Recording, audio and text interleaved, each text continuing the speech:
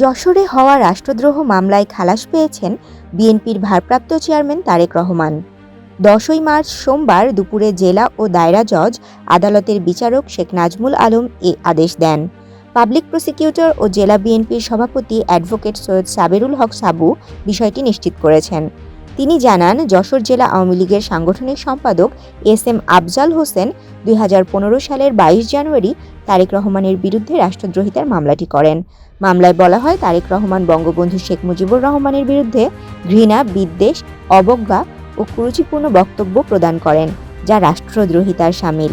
এরপর আদালতের নির্দেশে যশোর কোতোয়ালি থানা পুলিশ তদন্ত শেষে ওই বছর 21 এপ্রিল তারেক রহমানের বিরুদ্ধে চার্জশিট দেয়। সাবেরুল হক সাবু বলেন, দীর্ঘ 9 বছর ধরে চলমান এ মামলায় সাক্ষ্য প্রমাণে অভিযোগ প্রমাণিত না হওয়ায় তারেক রহমানকে বেকসুর খালাস দেন বিচারক।